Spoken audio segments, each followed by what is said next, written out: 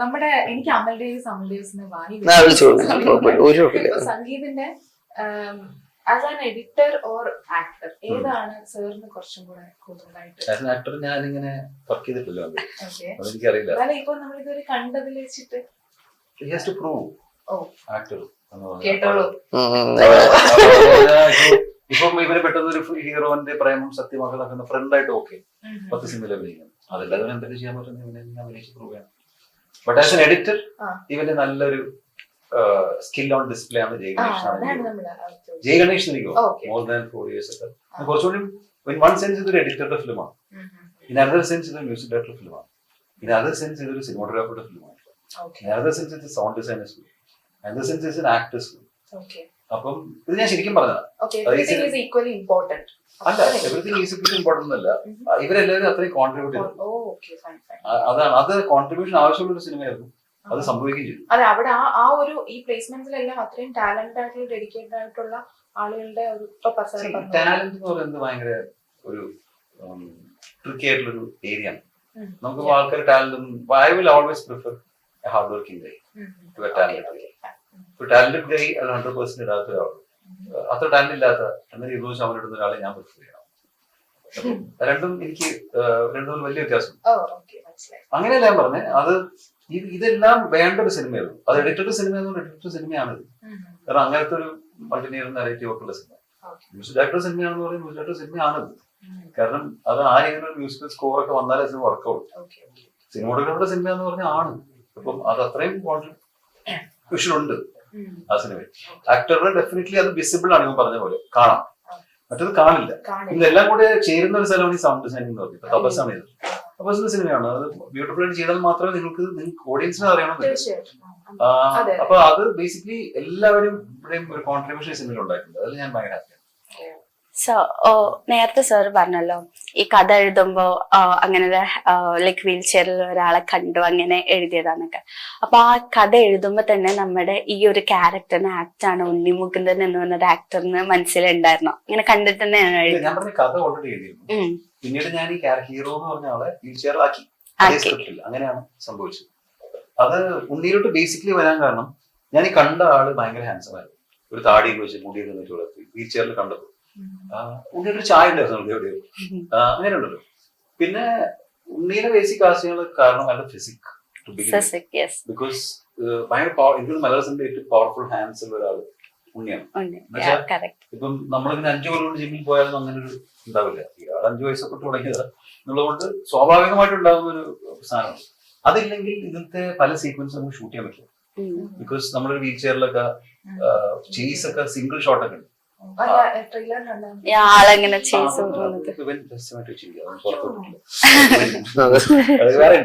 അപ്പം അതൊക്കെ ചെയ്യാൻ ഭയങ്കര ഡിഫിക്കൽട്ടാണ്. ഇതാണ് ഞാൻ വെറുതെ വീൽ ഉരുട്ടി നോക്കിയപ്പോ എനിക്ക് തന്നെ ഭയങ്കര പാടായി. വെറുതെ വിട്ടാൽ തന്നെ പാടാം. അപ്പോഴാണ് നമ്മളിത് ചേസിനൊക്കെ പറഞ്ഞ് ഉദ്ദേശിക്കുന്നത്. അപ്പൊ അത് ചെയ്യാൻ പുള്ളിക്ക് പറ്റുന്ന വിചാരിച്ചിട്ടാണ് ആദ്യം സംസാരിച്ചത്. പിന്നെ ഞങ്ങൾ നമ്മളൊരു സിനിമ ഉണ്ടായി, ഞങ്ങൾ പ്രൊഡ്യൂസ് ചെയ്യാൻ തീരുമാനിച്ചു.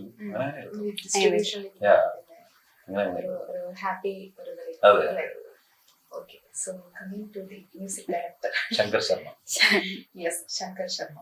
എന്തുകൊണ്ടാണ് ശങ്കർ ശർമ്മ? ശങ്കറിനോട് ചോദിക്കും. ശങ്കർ എന്നോട് ആദ്യം ചെയ്ത് സണ്ണി എന്ന് പറഞ്ഞ സിനിമയാണ്. സണ്ണിയുടെ മ്യൂസിക് സ്കോർ ഇസ് ഔട്ട്സ്റ്റാൻഡിങ് എന്നാണ് ഞാൻ പറയാം. അതിൽ പലർക്കും അറിയില്ല. ഇപ്പൊ ഇൻസ്റ്റാഗ്രാം റീൽസിലൊക്കെ ഏറ്റവും പോപ്പുലർ ആയിട്ടുള്ള റീലൊക്കെ സണ്ണിയുടെ ട്രാക്കാണ്. അത് ഇനി ദൂരം എന്നൊക്കെ പറഞ്ഞിട്ട് ഏത് ട്രാവലിന്റെ കൂടെ വരുന്നത് അതിലുള്ള. അപ്പം അത് കമ്പോസ് ചെയ്ത ആളാണ് ശങ്കർ. അത് ഞങ്ങൾ 4 years ചെയ്തു. 4 years ആ സിനിമയ്ക്ക് ഭയങ്കര ആപ്റ്റ് ആയിട്ടുള്ള മ്യൂസിക് ആയിരുന്നു. ജയ് ഗണേഷിൽ വരുമ്പോ ഈ രണ്ടുപേരുടെയും കംഫർട്ട് സോൺ അല്ല ജയ് ഗണേഷ്. ശങ്കറിന് കുറച്ചും കൂടെ സണ്ണി പോലത്തെ 4 years പോലത്തെ സിനിമയാണ് ആൾക്ക്. അയാളുടെ ഒരു സ്ലോ ആയിട്ടുള്ളതല്ല, കുറച്ചുകൂടി മെലോഡിയസ് അങ്ങനത്തെ അങ്ങനത്തെ ഒരു സാധനം. ഇതിനങ്ങനെ എല്ലാം ഉണ്ടെന്ന് തോന്നുന്നു, അറിയില്ല. അല്ല, ജയ് ഗണേഷ് പോലത്തെ പടങ്ങൾ ചെയ്തിട്ടില്ല. അപ്പം സംഗീതം വരാൻ കാരണം സംഗീത സ്ക്രിപ്റ്റ് വായിച്ച് പറഞ്ഞ കോൺട്രിബ്യൂഷൻസ് ആണ്. അപ്പൊ എനിക്ക് എപ്പോഴും സ്ക്രിപ്റ്റില് എനിക്കിഷ്ടം ഒരാളെ സ്ക്രിപ്റ്റിന്റെ കുഴപ്പങ്ങൾ പറയുന്ന ഒരാളെ സ്ക്രിപ്റ്റ് ഗംഭീരമായിട്ടുണ്ടെന്ന് പറഞ്ഞാൽ പിന്നെ ആൾക്ക് ഒന്നും വന്നിട്ട് ചെയ്യാനില്ല. അതിനകത്ത് കുറെ കുഴപ്പം കണ്ടുപിടിച്ച് കഴിഞ്ഞിട്ടുണ്ടെങ്കിൽ നമുക്ക് ആ ഏരിയ വർക്ക് ചെയ്ത് എങ്ങനെ ബെറ്റർ ആയി മനസ്സിലാക്കാം. ആ രീതിയിൽ ഇവന്റെ ഭയങ്കര കോൺട്രിബ്യൂഷൻ ഉണ്ട് പല രീതിയിൽ ഈ സ്ക്രീൻ പ്ലേ എഡിറ്റിംഗിൽ. ശങ്കറും ബേസിക്കലി ഞങ്ങള് തമ്മിലൊരു സൗഹൃദം ഉണ്ടായിരുന്നുണ്ട്. ഞാൻ ഈ 4 years കഴിഞ്ഞതിന് മുമ്പ് കുറെ സിനിമകൾ ആലോചിക്കുമ്പോൾ അതിന്റെ പല തീംസ് ഒക്കെ ശങ്കറാണ് ചെയ്തുകൊണ്ടിരുന്നത്, ജസ്റ്റ് റെഫറൻസിന് വേണ്ടി. അപ്പൊ എനിക്ക് അറിയാമായിരുന്നു ഇവനിലൊരു ഒരു ഒരു വലിയൊരു മാസ് ഫിലിം ഒക്കെ ചെയ്യാൻ വേണ്ടി പറ്റും. ശങ്കർ സ്കോർ ഞാൻ ചെയ്ത് കേട്ടിട്ടുണ്ട്. അപ്പം then you have to take a leap of faith എന്ന് പറയുന്നത്. അപ്പം ഞാൻ ഈ പറഞ്ഞ പോലെ എനിക്ക് ഈ സിനിമയിൽ എനിക്ക് തോന്നുന്നു ശങ്കറൊക്കെ ഒരു 3-4 മാസത്തോളം ഒരു റൂമിൽ അടയിരുന്നു ഇറങ്ങാതെ.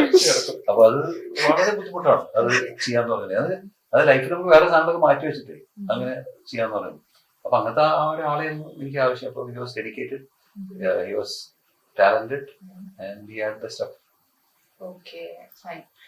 അപ്പം ഇപ്പൊ പറഞ്ഞല്ലോ വളരെ കുറച്ച് ഇമോഷണലി കണക്റ്റഡ് ആയിട്ടുള്ള മെലഡി അങ്ങനത്തെ ട്രാക്ക് ഒക്കെ ആയിരുന്നു. ഇപ്പൊ സാർ പറഞ്ഞ 4 മാസം അതിനു വേണ്ടി എവിടെ ഇരുന്നു. അപ്പൊ എന്താണ് ബ്രേക്ക് ചെയ്തത്? ലൈക്ക് ആ ഒരു ഇമോഷണലി അല്ലെങ്കിൽ ആ ഒരു മെലഡി എന്നുള്ള ആ ഒരു ജോണറിൽ നിന്ന് ഇപ്പൊ ജയ് ഗണേഷ് എന്നുള്ള ഇതൊരു മാസ് ഫിലിം ആണ് എന്നാണ് നമ്മൾ വിശ്വസിക്കുന്നത്. മാസ് ആ രീതിയിലല്ല, തിയേറ്ററിൽ വന്ന് നമുക്ക് എക്സ്പീരിയൻസ് ചെയ്യാൻ പറ്റുന്ന ഒരു ഫിലിമാണ്. മാസ് പറഞ്ഞ പല അർത്ഥമുണ്ട്.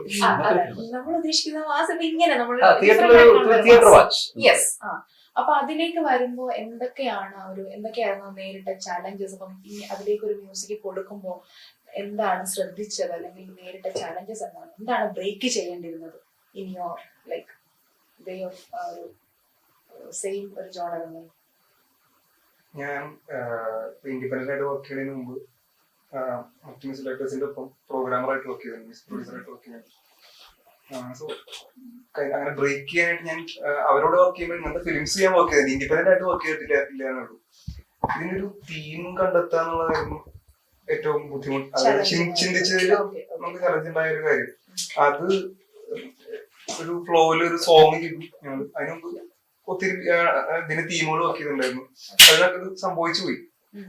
അല്ലാതെ എനിക്ക് ചലഞ്ചിങ് ആയിട്ട് ആക്ച്വലി സംഗീതം സാറും നല്ലോണം ഇൻവോൾവ് ചെയ്തിട്ടുണ്ട്. രാജ സ്കൂളിലായാലും ബാക്കി എല്ലാ പരിപാടിയിലായാലും. അപ്പൊ അല്ലാണ്ട് ചിന്തിക്കേണ്ടി വന്നിട്ടില്ല. ഞാൻ വീട്ടിൽ പോയിട്ട് അവസാനം കണ്ടത് ഇങ്ങനെ ചെയ്തു. ഞാൻ ആലോചിച്ച് 3 ദിവസം എന്റെ ഉറക്കല്ലോ ചിന്തയുണ്ടായിരുന്നു. പക്ഷെ അതൊക്കെ ഇങ്ങനെ പറഞ്ഞിട്ട് വലിയ കാര്യമൊന്നുമില്ല. നമുക്ക് എല്ലാ സ്ക്രീനിൽ പറഞ്ഞ പോലെ എന്താ അറിയോ, ഇപ്പം വിജയഗണേഷിന്റെ സ്കോർ എന്ന് വെച്ചാൽ കംപ്ലീറ്റ്ലി ശങ്കറിന്റെ ആണ്. അതിന്റെ എഡിറ്റ് എന്ന് വെച്ചാൽ കംപ്ലീറ്റ്ലി സംഗീതത്തിന്റെ. അതങ്ങനെയാണ്.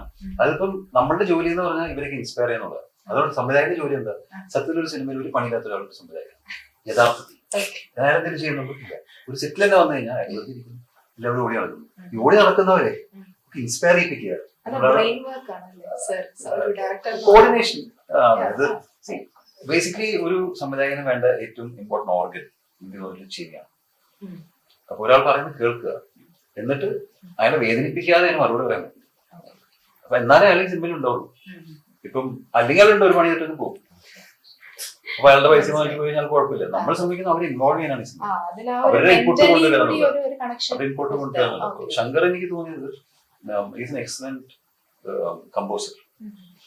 ശങ്കറുടെ ഐഡിയ പറഞ്ഞിട്ടുണ്ടെങ്കിൽ ശങ്കറിന് ഇങ്ങനൊരു സാധനം വേണമെന്ന് പറഞ്ഞാൽ അങ്ങനത്തെ ഒരു തീം ശങ്കർ നമ്മൾ വിചാരിച്ചിട്ട് വന്നിട്ടുണ്ടാകും.